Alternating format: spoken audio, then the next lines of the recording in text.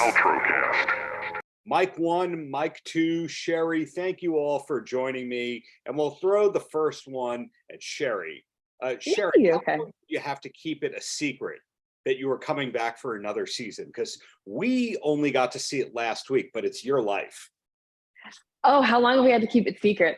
First of all, I'm terrible at secrets. I get really excited. I'm also the worst liar in the world. And I think that's the worst part, is because someone will ask me and I'll just kind of smile and run away.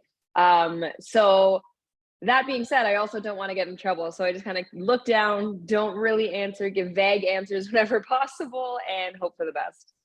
So how long? I'm not even sure. Do you guys know how long we kept it a secret? I mean, when did we start filming? Whenever we started, actually a little bit before that. That's how long we've kept it a secret. It's been long enough. Do you agree with that, Mike Sr.? It has been a long season, I got to tell you that much, because a lot of the jobs that we've done were big, horrible, and extensive construction to help save these families. So it's been longer than we wanted. Right. So we, as the television viewer, just see an episode and everything is resolved, and that's great. But are you concurrently working on all these different renovations at the same time, like I think you are? What we're doing is we do 2 at a time. Each job, we do our damnedest to make it within 10 weeks. So 2 at a time, and then the next 2 come in. It makes for a very hard schedule, to be honest with you, especially if 2 of the jobs are massive. Then we're bringing in everyone we know, from electricians, architects, engineers, right down to painters, and making it right again. But it's 10 weeks is almost impossible for some of the jobs that we do. We never cut corners. We make sure it's done properly. And there has been some really good rebuilds this season. Yeah, and oftentimes on the show too, it's like, okay, well, because we don't cut corners, it looks like we're not making 10 weeks. Yeah, they are big jobs, but yeah, you are correct. We normally do more than 1 job at a time. Generally it's 2, sometimes it's 3. So that means it's a lot of bouncing around for us, but that's the way the cookie crumbles, and we got to get our jobs done on time. So we usually are just taking on multiples at a time. So this is a compliment. It's going to wind up a compliment. These are the best types. Yeah. Most of the contractors I know are not personable, trustworthy. We can, give or take, but we like the Holmes family. So who was it that was the impetus that basically went, we could be okay for TV? Well, it's funny how this first started. We are talking 22 years ago that this started, and it was all an accident. I'm a contractor, and I have been since I was 19, running a large company with 13 employees. And one day I met this guy at HGTV, and he was a big executive producer, wanted me to build him a custom home. And make a very long story short, I ended up sitting in his office and literally giving him a bit of crap because he was telling me what to do over me telling him what to do for his home. And right away I said, this reminds me of the shows on your channel. I can tell there's no permits. This is wrong. This is wrong. You need a show like this. And oddly enough, it ended up happening. And we are now 22 years still doing it. Right.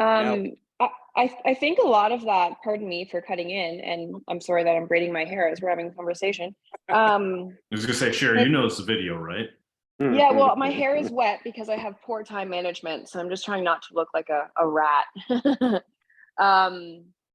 I think a lot of that is, and thank you for calling us personable, I think that's awesome.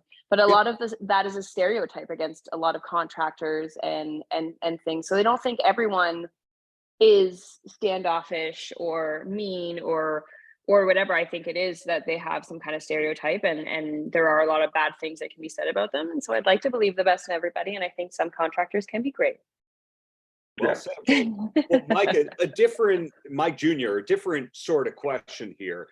When you grow up with your parents working in a certain field, usually you're drawn to go, I'm going to do the exact opposite. Like if your dad was in the Beatles, you'd probably go, yeah, music's not cool. I want to play basketball. What was it that brought you around that went, I want to follow in the family footsteps?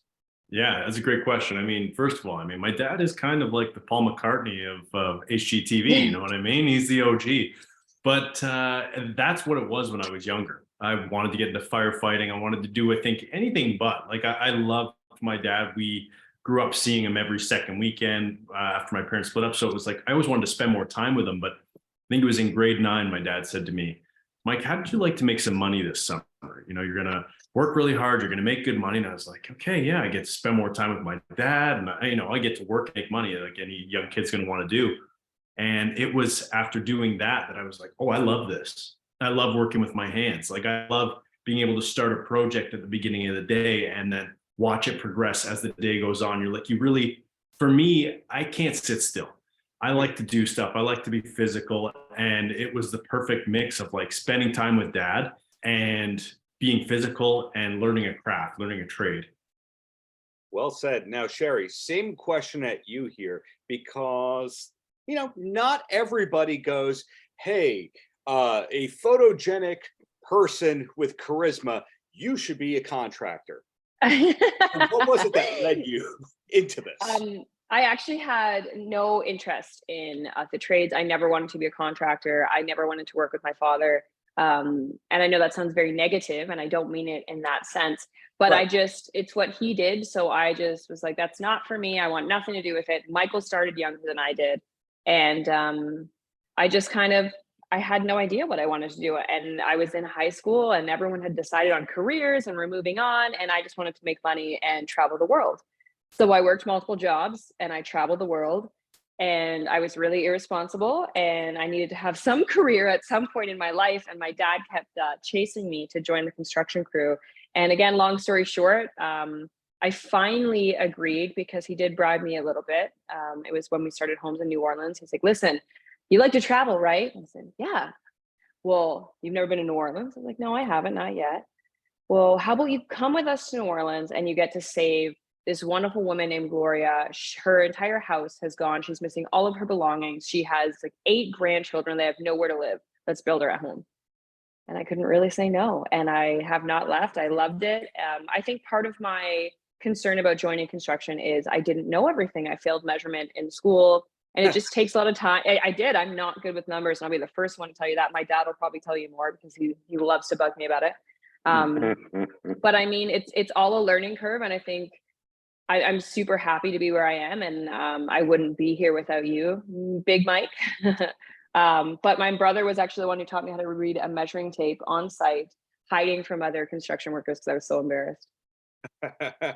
Big Mike, is that your recollection of everything in terms of how your offspring wound up in the family trade, or is there a step or two missing there that you remember and they don't? Well, it is actually exactly how it happened, but what they don't realize is they were not in front of the camera all the time. So they were working with me, and I would do little scenes with them because if I'm teaching them, it would help other people learn. And then there was probably, holy cow, maybe 10 years ago, 8 years ago, I said to both Michael and Sherry, man, you guys are good in front of the camera. Would you like your own show? And I knew for them what it was going to do to them because what the world changed for me. And it ended up making me even busier because then I had to keep filming television shows, highlight Michael and Sherry in it. And I thought eventually I'd be, retired by now, but they won't let me go. So you'll never retire. Yeah, I have to keep doing this until at least they have their own show. Well said. So at the beginning of the interview, you mentioned that this was a very difficult season. When you finish a very difficult season, and I'm not saying when does the next one premiere, I'm just curious, when you finish a difficult season, do you go, we're thinking of doing another one? It's funny. For the last 22 years, it has been 12 months of the year nonstop filming. And I think that we always talk about that. Are we going to take a break? Are we going to do something? But it ends up being right to the last day of filming. It's airing now on television. You get the last show, boom, right into the next season. So it just coincidentally keeps going nonstop. Yeah. Well, it just keeps rolling into something else. Sorry, Michael. I would say you always say Holmes, but it's like Hotel California. Yeah. Check out anytime, but you never leave. You never leave. That's right. I don't think the average person realizes that you have the rush of actually filming it and doing the work, which then is later followed by the media tour, then ultimately being industrious people like yourselves, then there's going to be the partnerships with the retail, and you have to go on tour for those as well. So it really is a 12-month of the year thing with no off season. Do you have a coordinated vacation or break time? Me personally, no. If I don't book a vacation 6 months minimum ahead, it's not going to happen. We try for Michael and Sherry to get their breaks. They're smarter than I am, and they put their couple weeks in here and a couple weeks in there. This what? year, I want a couple weeks. Where was that? Yeah. Oh, come on, you're in. I know you're going to Chicago, and I know you're going.